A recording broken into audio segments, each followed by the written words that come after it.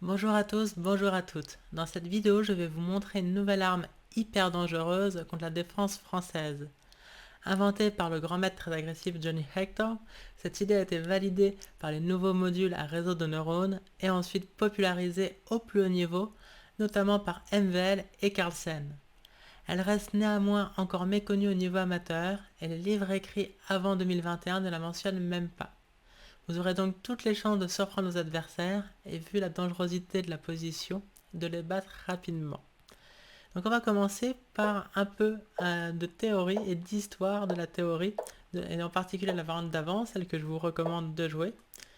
Donc on a très vite compris que les noirs devaient le plus rapidement possible mettre la pression sur le pion en D4. Il y a d'autres variantes possibles, mais c'est vraiment considéré comme des sous-lignes pas terribles. On va se concentrer sur cette grande variante aujourd'hui. Donc historiquement, le premier coup à avoir été joué, c'était fou d3. Parce que on a tout de suite compris que le pion n'était pas vraiment en prise à cause de fou b5 échec, découverte, gagne la dame dans cette position.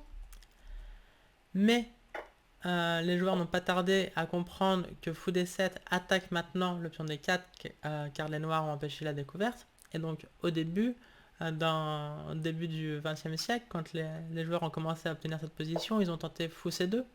Tout irait bien si le trait était au blanc, les blancs seraient positionnellement écrasants après cavalier c3 ou roc.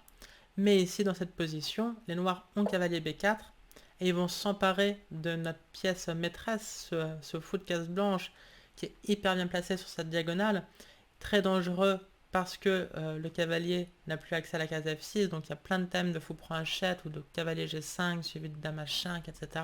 Ça peut aller très très vite, mais pas si on perd le fou de case blanche.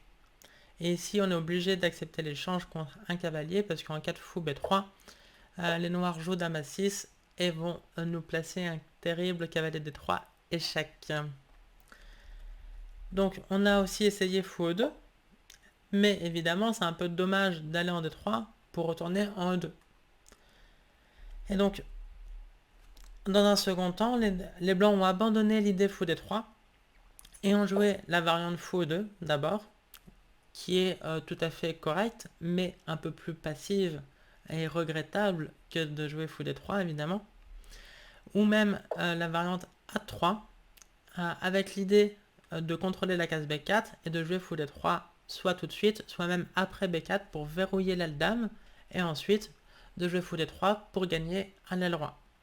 Le problème de a3 très brièvement, c'est qu'après c4, les noirs ont un jeu sur la case b3 avec du cavalier a5, fou d7, fou a4, etc. Et tout peut se passer sur la case b3. Alors que si le pion a 2, la position serait écrasante pour les blancs parce que 1, les noirs n'ont pas accès à la case b3, mais en plus, les blancs pourraient jouer, par exemple, si on fait jouer fou e2, c4 ici, c'est une gaffe positionnelle parce que les blancs ont b3 et sur ces prends, on peut reprendre du pion. Si on devait reprendre la dame, ça n'irait pas, mais là on peut reprendre du pion. Et donc on a échangé un pion A contre un pion C, c'est un super échange évidemment, et puis on va continuer avec C4 et prendre l'avantage au centre. Donc ok. Mais à un moment, des joueurs se sont mis à jouer fou d3, avec l'idée que sur C prend d4, C prend d4, fou d7, non pas jouer fou c2 ou fou e2, les seuls coups pour protéger le pion d4, parce que fou e3 perd b2, mais de donner ce pion avec roc. Donc il y a eu plusieurs versions de ce gambit. La première, c'était de jouer cavalier prendre d4, cavalier prendre d4, dame prend d4, et essayer de jouer cavalier c3, même autorisé dame prend e5. Bon, on s'est rendu compte depuis que le meilleur coup ici pour les noirs, c'est de faire a6 pour empêcher tout cavalier b5, et les noirs ont un pion de plus, et les blancs n'ont pas assez de compensation. Mais il y a eu d'autres versions, plus modernes, dans les années 2010, des joueurs se sont mis à jouer avec un certain succès le coup cavalier d2, avec l'idée que dans ce genre de position, on a quand même une belle avance de développement et le pion e5 qui prend toujours de l'espace au noir. Mais pareil, il y a eu des antidotes bien trouvés pour les noirs et c'est considéré comme inférieur pour les blancs. Je crois qu'ici, un des grands coups, c'est fou c5, avec l'idée qu'elle allait prendre les 4, fou prendre les 4, cavalier f3, on se développe. Ok, les blancs ont toujours un peu de jeu, mais pas assez pour un pion, en tout cas peut-être juste assez pour un pion, mais pas assez pour prétendre à un avantage. Mais un joueur très agressif, le Suédois Johnny Hector, avait une autre idée. Sur C prend D4, il a commencé assez tôt à jouer petit roc, et il l'a joué plein de fois. Et donc l'idée, c'est qu'en cas de D prend C3, on va reprendre que les prend C3, on s'avance de développement, et on va voir que c'est très dangereux pour les noirs. Et si les noirs ne reprennent pas, l'idée de Johnny Hector, par exemple sur fou D7, c'était de continuer à proposer le gambit. Et si vraiment les noirs commencent à faire n'importe quoi, les blancs pourront tout à fait prendre avec une très bonne version. Le fou déjà en D3. Mais donc, le problème de cette variante, c'était que elle était jouée par Johnny Hector, qui est un grand maître hyper agressif, qui a joué beaucoup d'ouvertures trop agressives, et donc il n'était pas pris au sérieux. Ça, c'était jusqu'à ce que AlphaZero révolutionne les modules d'échecs, et notamment en jouant des sacrifices, peut-être pas dans cette position précise, mais très similaires. Et donc petit à petit, les joueurs du plus haut niveau se sont mis à analyser cette position avec les nouveaux modules, donc Lila 0 et les nouvelles versions de Stockfish. Et qu'est-ce qu'ils proposent ces nouveaux modules? Mais ils proposent fou D3, et sur C prend D4, l'idée de Johnny Hector, Rock, etc. sur des prend C3, cavalier prend C3, le jeu qu'on va voir maintenant. Donc c'est ce système que je vous recommande. Il a été joué notamment par MVL, Brillante Victoire, aussi par Magnus Carlsen, donc vous êtes entre de bonnes mains. Et comme je l'ai dit, c'est tellement récent que la plupart des livres, s'ils ont été écrits avant 2021 en tout cas, n'en parlent pas. Donc il y a de bonnes chances de surprendre vos adversaires. Donc maintenant, petit chapitre, on va procéder par idée plutôt que par coup, parce que bon, tout le monde est capable de mettre une bibliothèque. Vous allez sur votre site préféré et vous mettez une bibliothèque d'ouverture, vous regardez les coups qui ont été joués, ou alors vous mettez un module et vous regardez les premiers coups, ça vous êtes capable de le faire sans moi. En revanche, de repérer les grandes idées positionnelles et les thèmes récurrents, ça c'est peut-être plus difficile, et donc c'est là que j'interviens.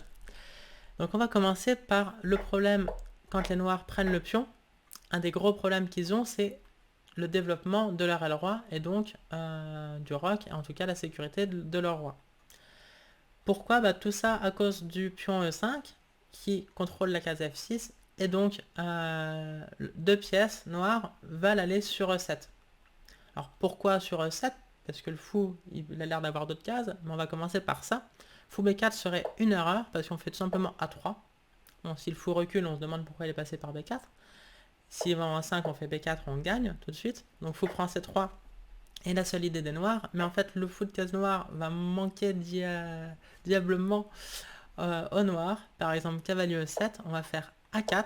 Et notre fou, normalement, c'est censé être notre mauvais fou. Mais après, fou A3, il va être assez monstrueux. Par exemple, si les noirs rock tout de suite, ça perd parce qu'il y a fou prend Hachette. J'en avais parlé dans l'introduction. Ici, c'est un bon exemple. Roi prend Hachette, cavalier G5 va gagner tout de suite sur roi G6. Dame G4 est intéressant, mais Dame D3 encore plus fort. Et sur F5, Dame G3, il n'y a pas eu de cavalier prend E5. Et donc ça, cette position est gagnante pour les blancs. Et donc à la place de roc, les noirs peuvent être tentés de faire cavalier G6 pour empêcher les fous prend Hachette et mettre la pression sur E5. Alors ici on pourrait donner le pion E5 en jouant fou A3, c'est tout à fait possible, mais on peut même jouer tour E1 parce que roc fou A3, on a un fou qui est monstrueux, gagne un tempo sur la tour, et après tour D8, cavalier G5, on voit un des avantages d'avoir ce fou dans l'attaque, c'est que les noirs ne peuvent jamais se défendre avec cavalier F8, on pourrait changer, et donc là c'est terminé. On va jouer dame H5 au prochain coup, et il y aura soit un mat brutal, soit un sacrifice tout aussi brutal et efficace. Donc fou B4, pas possible. Peut-être fou C5, et ben non, parce qu'évidemment il y aurait cavalier A4 qui va échanger le cavalier contre le fou, et après c'est la crise, on joue fou E3, on joue tour C1, et les noirs sont foutus positionnellement. En parlant de fou C5, après fou D7, tour E1, fou C5, là cette fois-ci on se dit que c'est possible parce qu'il y a fou prend F2 qui menace, mais en fait non, toujours pas. Cavalier A4, quand même, et les blancs gagnent parce qu'en cas de fou prend F2, roi F1, les noirs ont la dame attaquée et le fou attaqué, protégé uniquement par la dame qui ne peut pas continuer à protéger le fou ni faire de menaces. Toutes les pièces blanches sont protégées, donc on gagne une pièce et la partie. Donc on voit à quel point c'est difficile pour les noirs de sortir leur aile roi. Donc on peut se dire cavalier E7, avec l'idée de non pas cavalier F5, parce qu'on ferait juste fou prend F5, E prend F5 et cavalier prend D5. On récupère le matériel investi avec une initiative terrible, mais avec l'idée cavalier G6. Et donc justement c'est la seule idée de développement des noirs, et donc là on retient sur cavalier E7 le coup H4. Et sur cavalier G6, le pion E5 est attaqué. Alors on pourrait toujours le sacrifier par H5, mais plus simple, plus fort. Tour E1, on défend le pion. On veut faire H5 au prochain coup. Évidemment, les noirs ne peuvent pas faire H5, il y a fou prend G6 et c'est foutu. Donc les noirs jouent fou E7 avec l'idée H5, un peu trop tôt, cavalier H4, et ça va. Les noirs ont réussi à régler leur problème du développement de leur aile roi, et ils sont très contents d'échanger ce cavalier qui leur posait problème contre le cavalier F3. Et donc d'abord on va faire G3, tranquillement, interdit cavalier H4, on menace H5, les noirs n'ont vraiment pas d'idée, et sur roc par exemple, on voit à quel point les noirs ont une poubelle, H5, cavalier H8, alors bon, le cavalier au bord, c'est mort, le cavalier au coin, c'est pas ce qu'on dit, cavalier en moins, non, j'en sais rien. Mais en tout cas, c'est très moche. Ici, un petit coup sympa, dame C2. On peut se dire, ah oui, bah, menace, fou prend H7, d'accord, je fais H6. Mais non, parce qu'en fait, la menace, c'est pas fou prend H7, c'est fou H7 mat.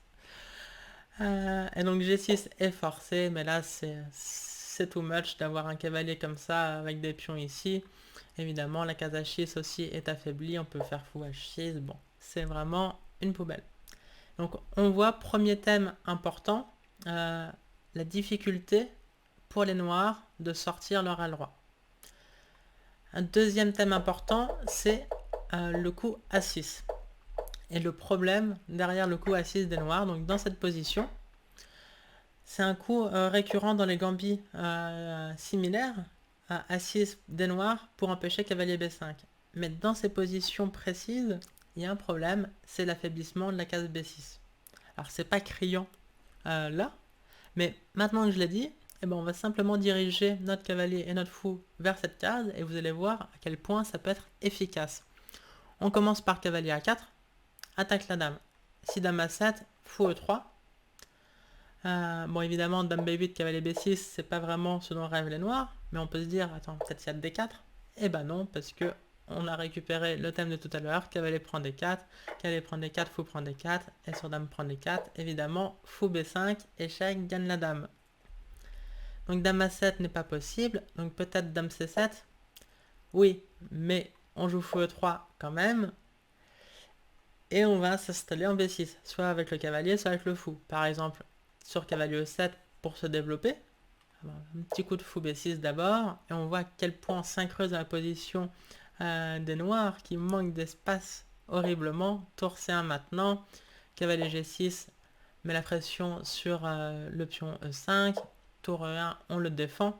On peut se dire oui, il a attaqué 3 fois, on le défend que 2 fois, mais évidemment il n'est pas prenable. Ici, il y aurait des petits soucis tactiques, par exemple fou C7, bon, il y avait même tour prend C8, tour prend E5, mais fou C7 est encore plus fort.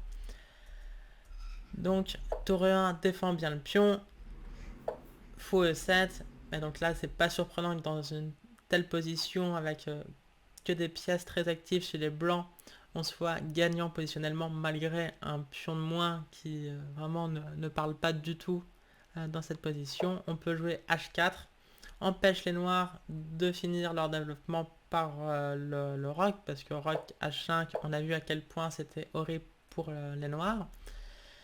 Et donc le pion est en prise, mais en cas de cavalier prend H4, on peut faire tout simplement cavalier prend H4, fou prend H4, dame G4, et on va récupérer le pion G7 avec fracas.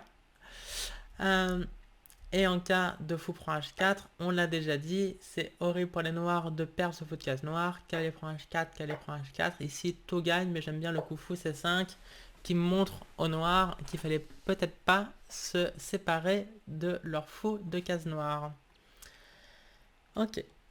Un nouveau thème, le coup fou E3 autorisant D4. Donc dans cette position,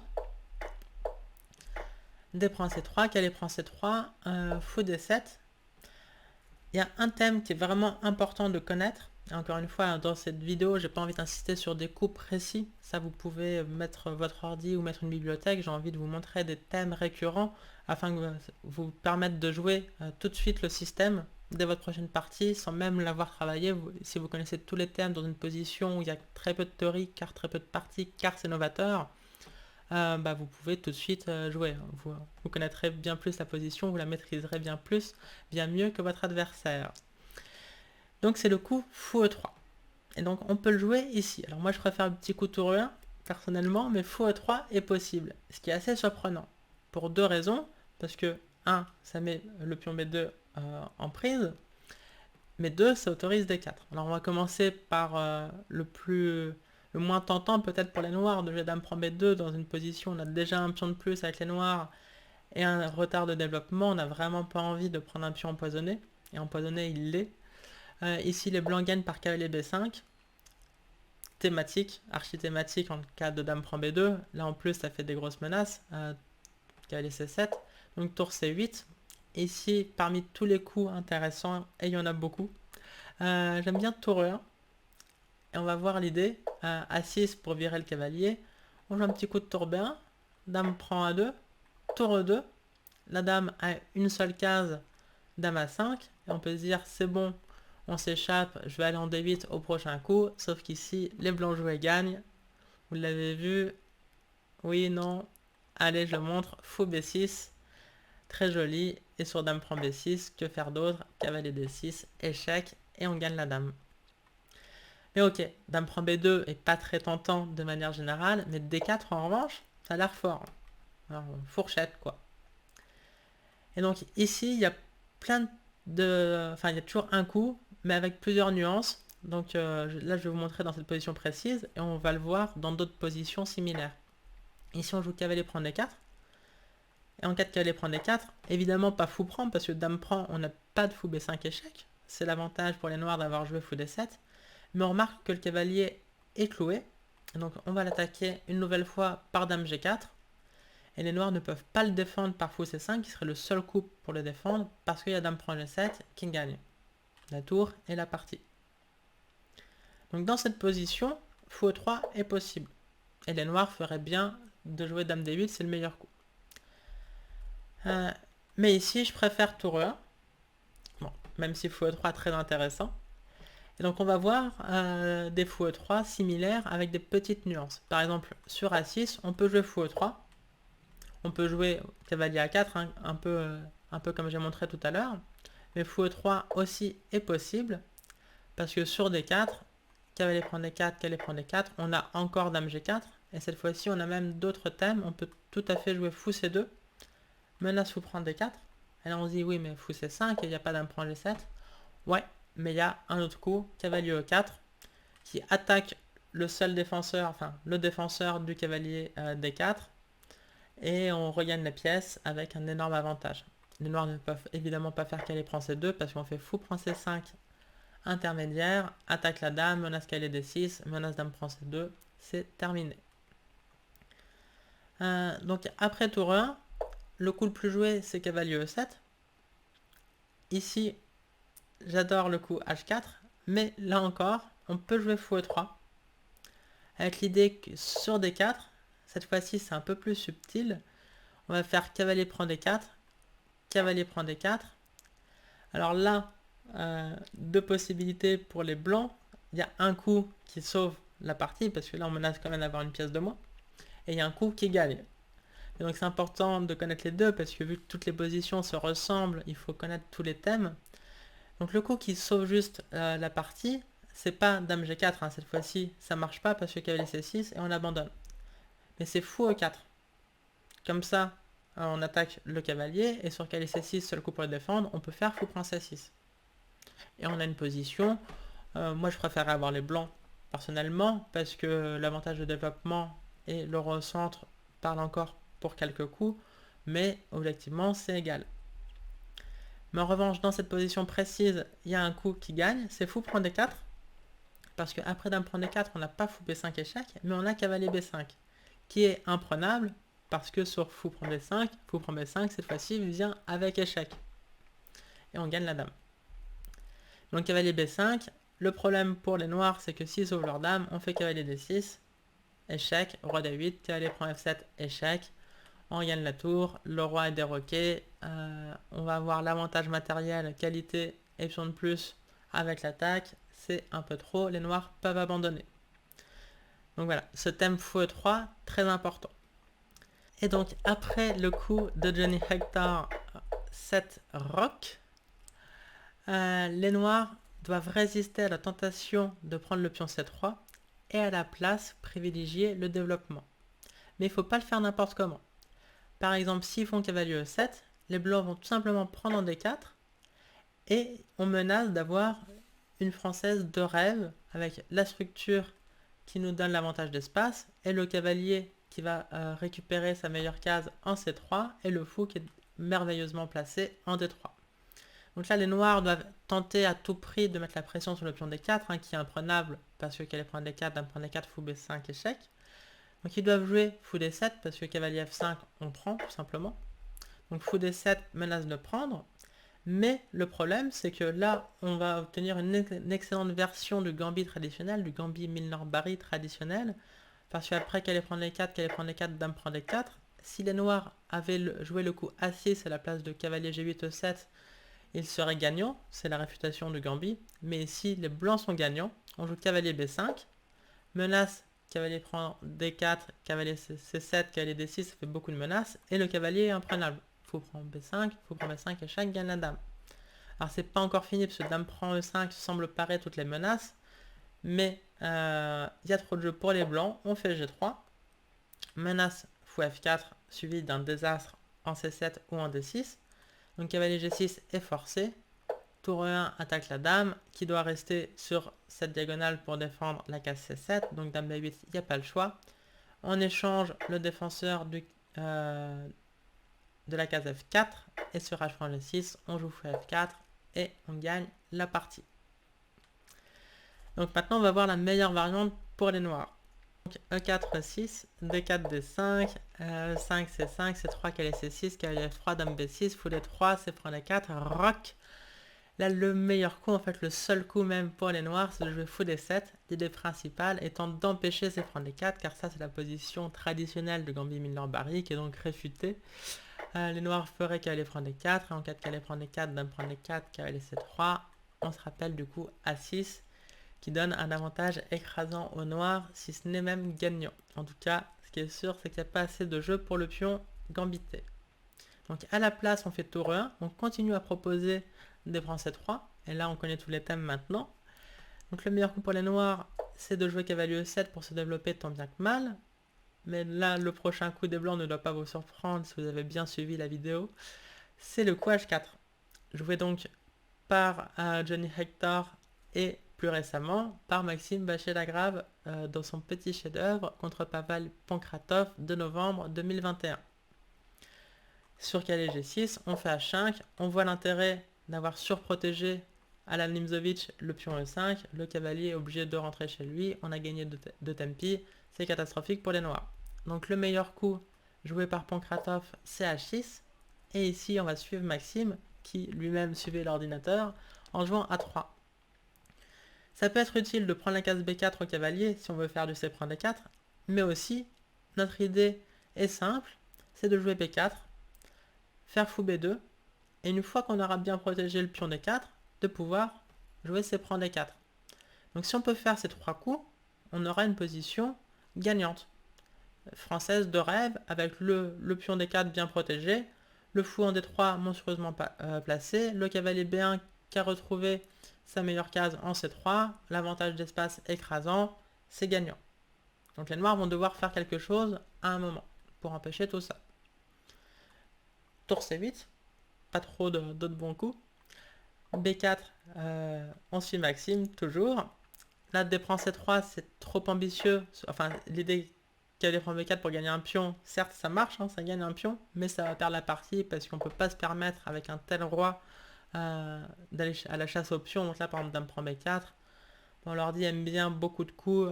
Dame 2, c'est le plus simple. On menace du fou des 2, on menace du tour B1 tout simplement. On peut récupérer les pions de l'aile dame à tout moment. Ça va pas du tout pour les noirs. Donc à la place, Pankratov a fait A6. Et ici, je vais vous montrer 3 coups. Tout d'abord, le coup joué par Maxime, fou B2. Avec l'idée simple de faire C prend D4, maintenant que le pion D4 est protégé, les blancs auraient juste une position de rêve de la française. Après D prend C3, cavalier prend C3, on a toutes les compensations du monde. Les blancs sont positionnellement gagnants malgré l'option de moins. Donc le problème du coup fou B2, c'est le coup trouvé par Pavel Pankratov contre MVL, c'est le coup G5. On punit tout de suite l'absence du fou de la case C1 pour jouer G5.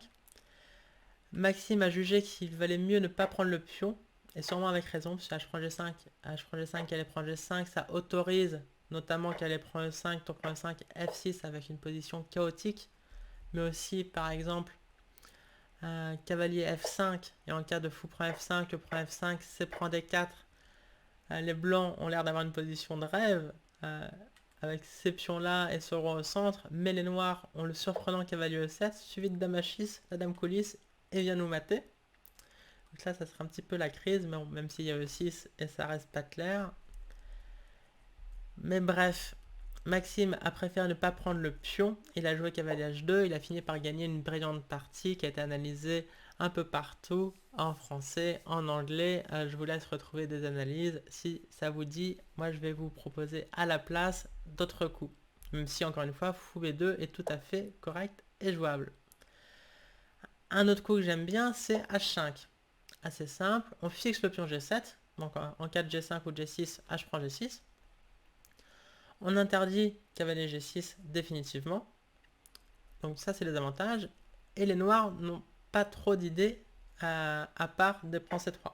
Ils n'ont pas le choix, il faut prendre le pion, sinon c'est quasiment impossible de trouver un coup jouable, un coup sensé dans cette position pour les noirs. Donc ils doivent faire D prend C3. Et après cavalier prend C3, rentrer dans cette variante. Petite tactique pour récupérer un deuxième pion, mais au prix d'un retard de développement. Donc ici, on peut faire apprend B4 tout simplement, mais j'aime bien cavalier A4, attaque la dame, attaque le cavalier, donc il n'y a pas le choix, il faut faire fou prend A4, dame prend A4, échec, attaque le cavalier toujours, donc cavalier BC6, tout ça c'est forcé. Et ici, tout simplement, fou D2, petit coup de développement, on va faire du tour B1, on va faire du dame G4. On a 2 pions de moins, ça c'est le problème. Mais largement cette compensation, l'ordi, pour être franche, affiche son évaluation préférée, 0.00, comme d'habitude, mais entre humains, je crois que c'est beaucoup plus facile à jouer pour les blancs. Plutôt qu'avec les noirs, on a ce roi au centre, une aile roi pas développée, c'est très difficile de trouver juste un prochain coup. Là, je prendrai les blancs tous les jours, même si c'est pas trop mon style d'avoir des pions de moins pour l'initiative. Et un autre coup, une idée magnifique dans cette position, c'est le coup C4 qui a été joué par Marcus Rager. Alors l'idée d'ouvrir le centre quand le roi noir est en 8, c'est assez facile à comprendre. Mais ce qui est plus difficile à comprendre, plus caché, c'est l'idée après D prend C4. Alors regardez ce cavalier en B1, c'est vraiment un cavalier héroïque. Il paye pas de mine pour l'instant en B1. Là, la variante principale, c'est cavalier D2, sacrifie le fou, c'est prend D3, cavalier C4, gagne un temps sur la dame, sur dame D8, c'est cavalier D6 mat, et sur dame ailleurs, c'est cavalier D6, roi D8, cavalier prend F7, roi E8, cavalier prend H8. Donc le cavalier vient de faire un coup, deux coups, trois coups, 4 coups, 5 coups, il est passé de B1 à H8 en mangeant un pion, une tour, en déroquant le roi, c'est terminé, les noirs peuvent abandonner.